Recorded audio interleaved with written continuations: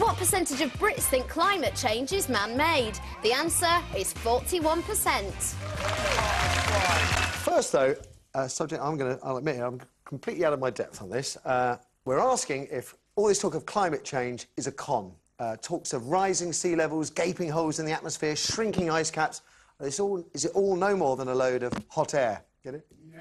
Anyway, today's newspapers would suggest there is something for us to worry about. The Daily Telegraph claims this year will be the 5th hottest year since records began, while climate change experts warn we face a decade of soaring temperatures. And yet, a controversial writer called Christopher Booker, his new book called The Real Global Warming Disaster, suggests otherwise. He says the trend for global temperature has been down, not up, in recent years. And he quotes from former Nobel Prize winners, as well as former advisors to the UN. He says there is no less ice at the poles than there was 30 years ago, and that while sea levels are indeed rising, they're rising no faster than they have done for the past 200 years.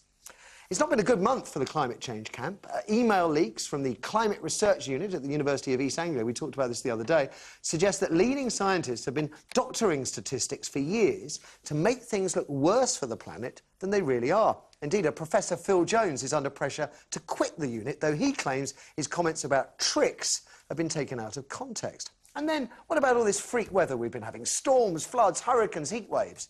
Well, according to Booker, there have been fewer of these in recent times than in previous decades. They say that the flooding in Cumbria is so extraordinary, it only happens once every 1,000 years. So was global warming the cause last time? And then there's Al Gore's film, even that, The Inconvenient Truth, the movie, well, that alerted so much of the US to the supposed threats our planet is facing. Well, that film's come under fire as well. A school governor from Kent objected to the film being shown in schools because it was alarmist, he said, and contained factual errors, including blaming global warming for polar bears drowning when they drowned because of a terrible storm. And a judge ruled that the film could still be shown in schools, but with a caveat that teachers must point out the controversial and disputed sections. Now, I know this is a subject you care a lot about, Stefan. I mean, I'll be honest, I've been going along with it because the planet is in a mess. I know from fishing that fish stocks are being depleted, but that's not necessarily a global warming issue, that's a factory farming issue. But global temperatures going down, not up? I mean, that's not what we've been told.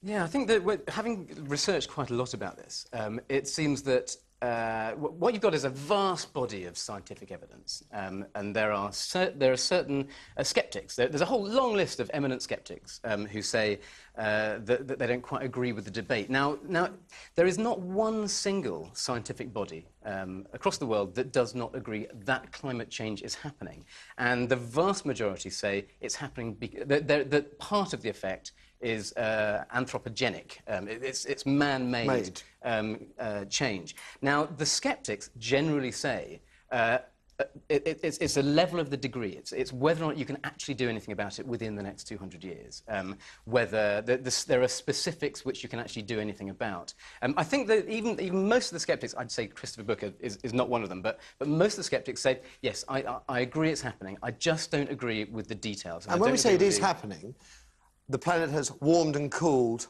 since the dawn of time. Yeah, absolutely. And so they're dealing with... It's very difficult to do projections and graphs. Well, what about your... From what you... Because I know you've read massively around the subject, you've done your own research as well. Can you give us what proportion of it is natural warming and cooling, and what proportion of it is man-made? I mean, God knows, I wish I could. I wish I could. I think no, absolutely not. What I can tell you is that 84% of scientists, there was a poll in 2009 amongst scientists across the world, 84% of scientists believe global warming is happening and humans are responsible for a part of it. However, there's a big rift between the scientists and the public, because as we saw, the public don't believe it. And I think it's a lot to do with science reporting in this country, which is pretty flawed. You know, there's always a flipping polar bear. You know, they love debunking. Swine, the story is not, and you know, the science confirms a concept. The story is somebody says it's not true. Oh my God, we've been led astray by these ideas. And so there's the big shift comes in the perception of it, I believe. Okay. Are you a believer, Michael? Do you think they're heading for... I hate it when they always go, since records began. Records began how long ago? 100 years ago. 100 years at the most. So we've been around, unless you're a creationist, we've been around 40 million more years. So none of us have any real clue as to the mechanics of the planet and how we are affected. Weather is always changing. You know, this country we know better than anyone. Whether it is our fault or not, I simply don't know. What I do know is that the world is probably going to be a better place if we do recycle, if we do cut down on carbon emissions, and we do make these changes, even if it's not going to change the world's weather. Just do it anyway, because it's the most conscionable thing to do. Oil, I think, is I mean, it's absolutely got to be a good thing. Finding better resources, finding cheaper resources. Riding a motorbike through Mumbai from one end to the other. When you come out the other end on a motorbike, I was completely black, covered in oil, oil and soot, just from the pollution in one city, albeit a big city. And I'm with you. I kind of think, well, the efforts to clean up the planet, they ain't going to do anybody any harm. Although Booker will say the costs, the cost of the commitment to carbon reduction that the government is loading us as taxpayers with are huge. But we do know the resources are not going to last forever. We do know oil is going to run out. Yeah. We do know we're going to have to find alternatives. We might as well do it now. OK. Carol, where do you stand on it? Are you a believer or a non-believer in global warming? One of the reasons that makes me think it's a bit of a con is that John Prescott is the Council of Europe's, quote, rapporteur, this is his title, on climate change. He's flying around the world lecturing people on global warming, which makes me think it can't be happening, because it's too important a subject to have John Prescott involved. But the fact is, you know, this group of scientists, I am a little bit sceptical, I really am. There was a report in the New York Times which said that warm water fish were swimming in the Arctic, and that very soon Russian trawlers would be able to sail through the North Pole.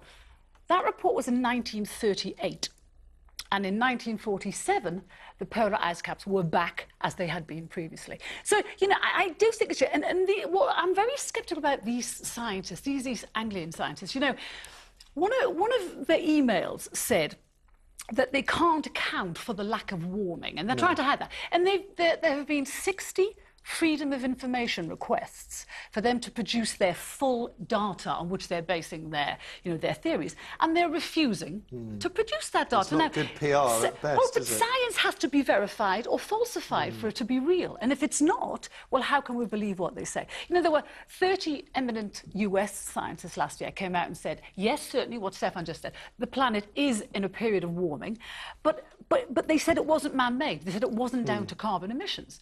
So, and then you have another group saying it is. You know, if these guys would publish what they say they know, then perhaps we'll be in a better state. You know, and I'm also very suspicious. There's a $1 trillion industry round global warming. You know, Al Gore, who frightens the world every few months, is a billionaire now because his involvement in with the oil super tankers off the coast holding on to their oil to manipulate the price. I mean, if we're going to talk about the cost of the environment, an oil-dependent economy, that ain't doing any of us any good financially speaking. Love a bit of a scare story, because that allows them to put more taxes on. So I have a very healthy scepticism, and these scientists have actually confirmed my scepticism. Doesn't mean, you know, there was some data that said up until 1940 the world was very warm, and then it got cold, and in the 70s, I don't think you remember this, but there was talk about global cooling in the 70s. Well, that's, and it's warming up that's again. kind of what Booker is pointing to here. I mean, I'm disappointed because, like a lot of people in Croydon, I was looking forward to it being renamed Croydon-on-Sea, but it doesn't look like it's going to happen just yet. Let's throw it open to you.